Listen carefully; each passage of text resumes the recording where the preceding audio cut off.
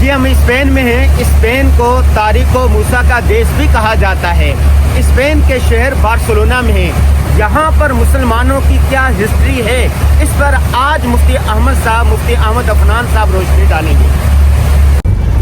بسم اللہ الرحمن الرحیم. اچھا جی، ہم تاریخ و موسیٰ کے دیش میں اسپین میں مسلمانوں کی عظمت رفتہ کی تلاش میں اور اس اسباب کو ڈھونڈنے کے مسلمان کیوں اتنا کمال کی دنیا کی حکومت تہذیب رکھنے کے باوجود ختم ہو گئے تو آج ہم بارسلونا میں آئے.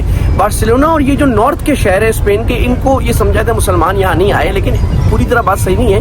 مسلمان 711 میں آئیبیرین پینسولا افریقہ مراکش پار کر کے اسپین میں آئے تھے، اور اس وقت مسلمانوں نے، چونکہ یہاں ظلم تھا اور اتنی حکومتیں نہیں تھیں، تو روڈرک کو فتح دینے کے بعد مسلمان پھر اوپر کی طرف فتوحات کرتے کرتے بہت اوپر آ گئے. تو فوراً ہی مسلمان 5 سال میں 717 میں بارسلونا مسلمانوں نے قبضہ کر لیا تھا، اور یہاں مسلمانوں کی حکومت ہو گئی تھی. اس وقت 80 سال مسلمانوں کی حکومت یہاں رہی. اس کے بعد جو ظاہر عیسائی سلطنتیں تھی، فرانس کی بھی، اسپین کے اوپر کی، ان لوگوں سے پھر جنگیں بھی رہیں. تو 801 میں پھر شارلمان جو عیسائی بادشاہ تھا، اس نے مسلمانوں پہ یہاں ان کو دوبارہ نکال دیا، ان مسلمانوں کو پیچھے دھکیل دیا اور مسلمان پیچھے آ گئے. اس کے بعد مسلمانوں نے تقریباً 950-150 سال بعد دوبارہ بھی کوشش کی، جنگیں ہوئیں اور بیچ میں ہوتی رہتی، لیکن مسلمان پھر شہر کو مستقل قبضہ نہیں کر سکے. لیکن مسلمانوں کے آثار کافی طرح اس شہر میں رہے، اور اسپین کے سارے ان علاقوں میں بھی جہاں مسلمان زیادہ نہیں بھی کر سکے تھے. جہاز کا وہ بچ گئے. جی اچھا، ایک تو مسلمانوں کی تہذیب، تعلیم، مسلمان میڈیسن میں، طب میں، ایگریکلچر، زراعت میں اور سائنس میں مسلمان سب سے آگے تھے، جس میں آج ہم سب سے پیچھے ہیں. تو اس وجہ سے مسلمانوں کا انفلوئنس اس شہر میں رہا. مسلمانوں کے علماء، مسلمانوں کے ڈاکٹرز، استاد یہاں پڑھاتے رہے. یورپ تو اس وقت جنگلی تھا، بیکار تھا، ان کے بعد تعلیم نہیں تھی، تہذیب نہیں تھی، نہاتے نہیں تھے سالوں سال، یہ تو گندے تھے. مسلمانوں نے ان کو سکھایا. مسلمانوں کے پھل آج بھی یہاں پر مسلمانوں نے جو افریقہ سے لائے، نارتھ افریقہ سے، کینو اور مالٹا اور چاول، وہ یہاں انٹروڈیوس کیا. مسلمانوں کے کرافٹس مین، لوہار، لکڑی والے اور مختلف مسلمان ہنرمند تھے، پڑھے لکھے سمجھدار تھے. ان لوگوں کے پاس نہیں تھا، وہ یہاں پر مجبور تھے. مسلمان کرافٹس مین یہاں کام کرتے رہے. مسلمان تاجر، یہ جس طرح کا ہم سمندر دیکھ رہے ہیں، تو سمندری شہر پہلے زمانے میں بہت اہم ہوتا تھا، کیونکہ سفر سمندری ہوتا تھا. تو مسلمان تاجر پھر بھی، چاہے عیسائیوں کی حکومت تھی، آج بھی ایسے ہی ہے، دشمن کے ساتھ بھی تجارت چلتی رہتی. تو مسلمان تاجروں کا اثر، مسلمان دعات، تاجر ہی مسلمانوں کے اس وقت داعی ہوتے تھے.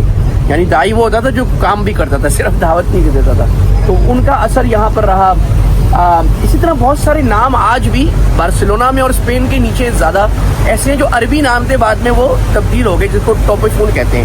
تو مسلمان نے اپنا اثر ہر جگہ چھوڑا. ہم سیکھتے کیا ہیں اس سے؟ سیکھتے ہی ہیں کہ غالب تہذیب وہ ہوتی ہے جو علم میں غالب ہوتی ہے. اور علم کا مطلب صرف قرآن حدیث نہیں، قرآن حدیث بھی تعلیم، سائنس، ایجوکیشن، مہارت، اسکل، جو آج یورپ کے پاس ہے.